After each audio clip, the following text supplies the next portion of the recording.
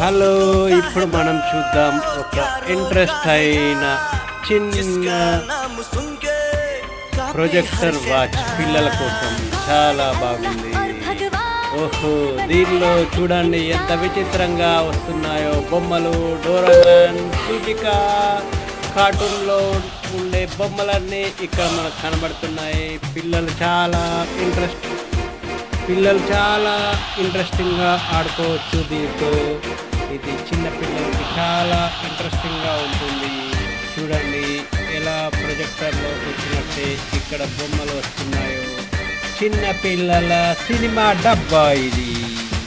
వా వా వా వా వా వా వా like kids, best for kids, best